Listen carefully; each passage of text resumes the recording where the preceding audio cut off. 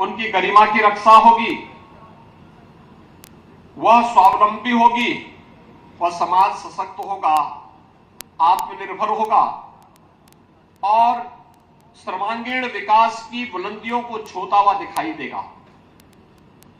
यह कार्य नारी गरिमा की सुरक्षा, उनके सम्मान और उनके स्वावलंबन से जुड़ा हुआ एक ऐसा मुद्दा है जिसे आज प्रधानमंत्री मोदी जी की प्रेरणा से उत्तर प्रदेश सरकार मिशन शक्ति के चतुर्थ चरण के रूप में शारदीय नवरात्रि की प्रथम तिथि से प्रारंभ करके आज उसे निरंतर आगे बढ़ाने का कार्य कर रही है। अब तक उत्तर प्रदेश पुलिस बल और उत्तर प्रदेश शासन के विभिन्न नौकरियों में हम लोगों ने 1.5 लाख से अधिक बेटियों को, बहनों को अब तक सेवाएं दी हैं। लेकिन परिवहन निगम की बसें में चालक और परिचालक दोनों महिलाएं हों, यह भी अब साकार हो चुका है। और क्यों नहीं, अब तो बेटियां फाइटर पायलट भी बन चुकी हैं। तो दयाशंकर ने भी उसी कार्यक्रम को आगे बढ़ाया है। मैं दयाशंकर जी उनको और उनके परिवहन निगम के प्रमुख सचिव हैं, एमडी हैं और उनकी पूरी टीम को इसके लिए हृदय से बधाई देता हूं। हृदय से प्रदेश वासियों की ओर से धन्यवाद भी देता हूं। भाइयों बहनों, उत्तर प्रदेश परिवहन निगम प्रदेश के अंदर परिवहन की रीढ़ माना जाता है। आप याद करिए, 15 अगस्त 1947 को देश आजाद होता है, लेकिन परिवहन निगम की पहली बस मई 1947 में चल चुकी थी और तब से एक लंबी दूरी को परिवहन निगम ने तय किया। बचपन में परिवहन का एकमात्र साधन हुआ करता था उत्तर प्रदेश परिवहन निगम। गांव हो या शहर, परिवहन निगम की ही बस से लोग चलते थे। हम और आप में से ज्यादातर लोगों ने अपना बचपन परिवहन निगम की बसों से ही आवागमन करके व्यतीत किया। वो हम सबको जोड़ने का एक काम करती रही। और आज जब हम परिवहन निगम की बात करते हैं तो परिवहन निगम अब उसमें एक नई प्रगति करते हुए, अनेक कार्य करते हुए, अभी उन्होंने जो बताया कि आप बस स्टेशन भी एयरपोर्ट की तर्ज पर बनेंगे, इस पर कार्य प्रारंभ हो चुका है। और साथ साथ नई टेक्नोलॉजी को भी अपनाने का कार्य हो रहा है। पहले बसेज में बहुत सारी खामियां हुआ करती थी, लेकिन अब धीरे धीरे करके टेक्नोलॉजी का उपयोग करते हुए उसकी स्ट्रेंथनिंग की जो कार्रवाई प्रारंभ हुई है, अब वह डीजल से इलेक्ट्रिक बसेज की तरफ भी जा रही है। और बहुत शीघ्र आप देखेंगे बहुत बड़ा बेड़ा परिवहन निगम के पास भी और अनुबंधित बसेज के रूप में भी परिवहन निगम जिनका संचालन करता हुआ दिखाई देगा, वह इलेक्ट्रिक बसेज के रूप में होगा, यानी जिसमें कोई पॉल्यूशन नहीं होना है, बहुत अच्छे ढंग से आवाज भी नहीं होती है और स्पीड उसकी सामान्य बस से भी अच्छी हो सकती है। टेक्नोलॉजी और तकनीक, यानी तकनीक का उपयोग करके हम जीवन में बहुत कुछ परिवर्तन कर सकते हैं। परिवहन निगम की इस कार्यकुशलता को हम लोगों ने प्रयागराज कुंभ में भी देखा। 24 करोड़ श्रद्धालुओं को वहां नहाने, संगम में स्नान करने, प्रयागराज के अलग अलग स्थानों में जाने का जो अवसर प्राप्त हुआ था, यह भी वहां देखने को मिला। और साथ साथ एक और चीज जो हम लोगों ने देखा वह ये कि जब इस सदी की सबसे बड़ी महामारी, वैश्विक महामारी कोरोना आई थी, उस दौरान जब उत्तर प्रदेश के 40 लाख लोग और अलग अलग राज्यों से भी जुड़े हुए लोग जब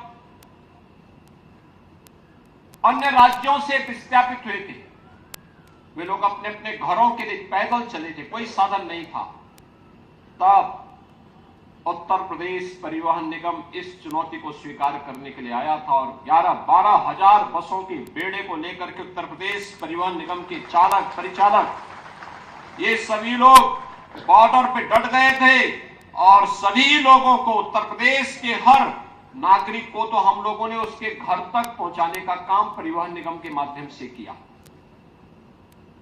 और अन्य राज्यों के लोगों को भी उत्तर प्रदेश की सीमा तक पहुंचाने का काम उन लोगों के लिए किया गया। कोटा राजस्थान में फंसे हुए वे 14,000 बच्चे उत्तर प्रदेश के और 4,000 बच्चे उत्तराखंड के जो वहां कोचिंग कर रहे थे, लॉकडाउन के बाद वहां स्थिति खराब हो गई। हमने यहां से 500 बसेज परिवहन निगम की भेज करके उन्हें सुरक्षित वहां से लाने का काम किया और आज परिणाम क्या है कि वे सभी उत्तर प्रदेश में आज अभ्युदय कोचिंग के साथ ज्यादातर लोग जुड़ करके बेहतरीन भविष्य के निर्माण में अपना योगदान दे रहे हैं। भाइयों बहनों, संकट के समय जो खड़ा हो वही आपका साथी है। जो संकट में धोखा दे वो साथी नहीं हो सकता जी। और परिवहन निगम आपका संकट का साथी है और आज संकट के साथी में सारथी के रूप में भी मिशन शक्ति के प्रतीक बेटियां स्वयं इन गाड़ियों को चलाती हुई दिखाई देंगी। लेकिन अब दयाशंकर जी ने धारणा बदल दी उनके बारे में जो लोग सोचते थे। अब तो ये माना जाएगा कि उनके द्वारा भी महिलाओं के लिए बहुत अच्छा काम हो रहा है कि एक साथ चालक परिचालक भी उन्होंने भर दिए हैं पूरा और 51 बसें आज उसी दिन से लागू की जा रही हैं। हमने शासन से उनको 400 करोड़ रुपए दिया है इस कार्य के लिए कि वे अच्छी बसें खरीदे और अभी काफी ज्यादा बसें जिनके द्वारा खरीदी जानी है। ये बस 25 के कुंभ की दिशा से अभी से ये बसेज खरीदी जाएंगी, अच्छी बसेज आएंगी, इलेक्ट्रिक बसेज भी आएंगी। और मैं तो कहूंगा कि परिवहन के क्षेत्र में जो लोग चाहते हैं कि अच्छी कनेक्टिविटी हो, उत्तर प्रदेश सरकार ने अपनी इलेक्ट्रिक व्हीकल की पॉलिसी बनाई है। इलेक्ट्रिक व्हीकल की पॉलिसी में जितने भी इलेक्ट्रिक व्हीकल आए हैं, बस जितनी आई हैं, इनमें डीजल नहीं लगता, पेट्रोल भी नहीं लगता, सीएनजी भी नहीं लगता, बिजली से चार्ज होंगे और एक बार में 300 किलोमीटर भी आसानी से चल सकती है। एक बस के लिए सरकार जो भी व्यक्ति इस बस को खरीदेगा उसको 20 लाख रुपए तक की सहायता उपलब्ध करवाएगा। सरकार अपनी तरफ से उसको इंसेंटिव देगा। आप बस खरीदिए स्कूल के लिए, कॉलेज के लिए, परिवहन निगम में अनुबंधित करने के लिए या सिटी बस सेवा के लिए और सरकार रूट भी उपलब्ध करवाएगी।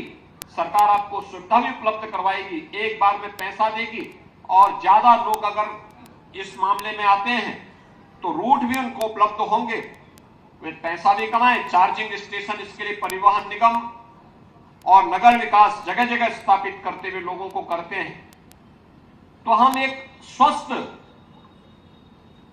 व्यवस्था, प्रदूषण से मुक्त व्यवस्था आम नागरिक को दे पाएंगे, जो दुनिया की चिंता उस चिंता से मुक्त कर पाएंगे।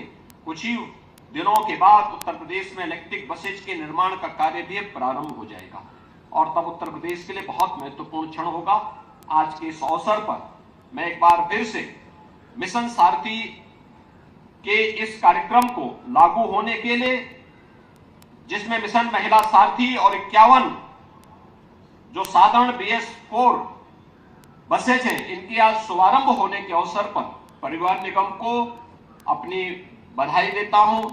आप सबको शारदीय नवरात्रि और विजयादशमी की अपनी शुभकामनाएं देते हुए अपनी वाणी को विराम देता हूं। धन्यवाद। जय हिंद।